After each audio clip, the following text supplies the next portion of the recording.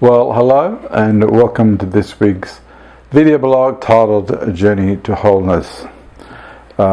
Share some reflections on the therapeutic life and some ways that I found a good improvement in my brain. 3 weeks ago I started reading a book called it's about mental gym, and so the guy talks about how if we do things with the body, how we balance, use our hands, do exercises, it creates good outcomes for a person's brain. So I want to refer to one book.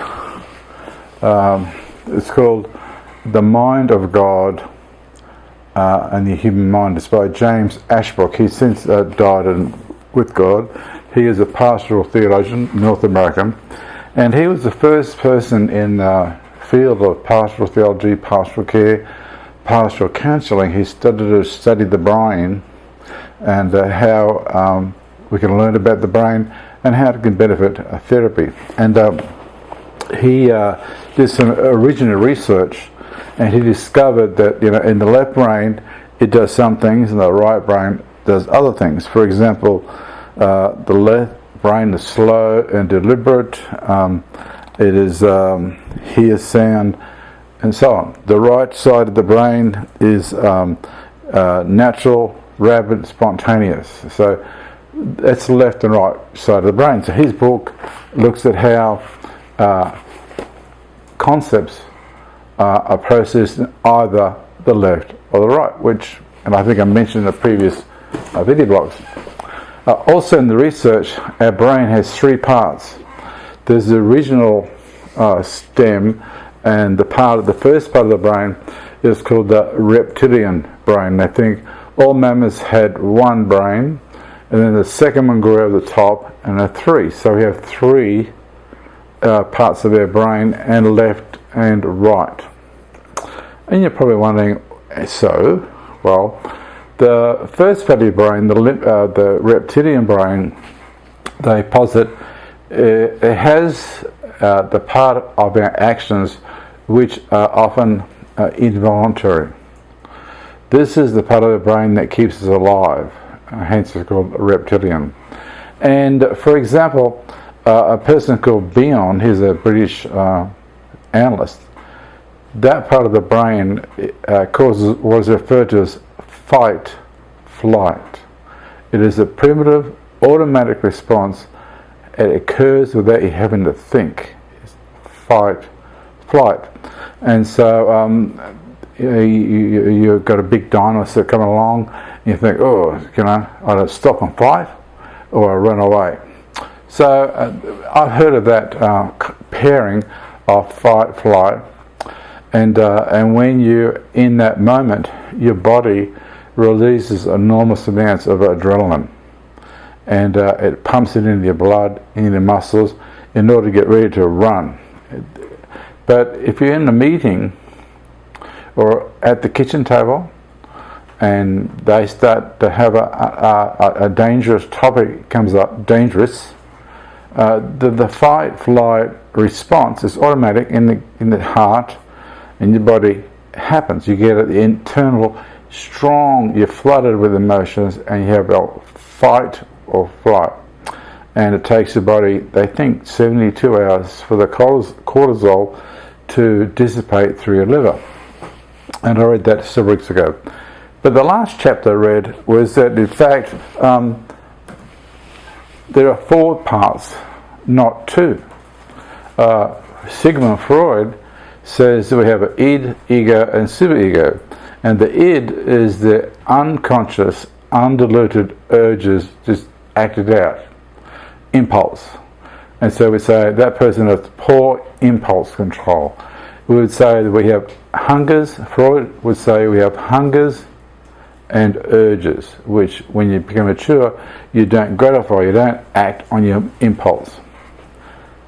But the thing that's most helpful is this. The limbic system, and therefore the older reptilian part of the brain, there are four options, not two. This is new for me, and maybe new for you. Fight, flight, so fight, stop and fight, flight, run away. The third one is freeze. In America, say, like a deer in the headlights. Person, you ask them something, and they're like freeze in front of you. You think, well, come on, answer the question.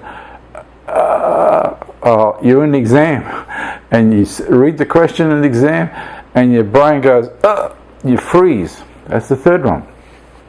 The fourth one is hide. Primitive human beings would hide from the terror of something going to kill you. So the four choices are now fight, flight, run away, freeze, and maybe the bad animal won't see me, okay, like camouflage. David Attenborough would talk about animals camouflage, and hide, and camouflage is hiding in plain sight. And so in our lives now, in this here and now, we act on these unconsciously, perhaps more often than not. And so we hide in relationships, we attempt to hide from God, we become frozen, like the movie, excellent movie about Frozen. Your affect is frozen, emotions, or we run away, and sometimes people have a fight, run away, get frozen, and hide. They're all four. That's not helpful. So it says, these things happen because their brains, in evolutionary psychology at least, and biology, developed 3 times. But it stays with us, and therefore it gets us into trouble. But the really important thing is that in this book on Brain Gym, when a person starts to do certain exercises, it inhibits the reptilian brain from taking over. He gives the example of a man who, when he got angry and with his wife in a marriage, he could not talk. He could not put into words, which is this higher level function in the limbic system, I think. So he got stuck in a reptilian process, and he couldn't talk. I thought, this is interesting. But when he did certain exercises, the brain was able to stop reacting in a reptilian way, with the 4 possibilities, and moved into talking about the threat, not acting in reaction to the threat. Well, I was absolutely amazed when I read this. The next morning, or that night, I woke up in a dream. I had a dream, and I had an insight in the dream, and I woke up and I thought, I just dreamt that. I thought, why would in the past, at sometimes when I get frustrated or I'm anxious or in a meeting, I can't find words I can't find the words in my head to describe the actual experience in the here and now. I thought maybe my reptilian brain takes over, which inhibits the other part of the brain where language is from working. I just can't talk, which is the freeze response. I thought, I wonder if my brain could be more cooperative, please, and do the right thing and move out of that primitive urge to stay in the moment and relax.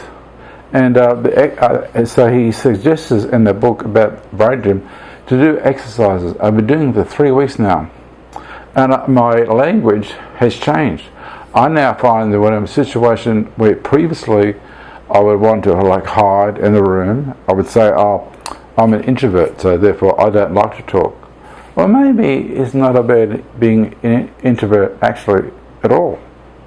Maybe it's the freeze response or the hide response. So you're in a big room and people walk up and say, hi, how are you? And you freeze and you wish you could hide behind the curtain.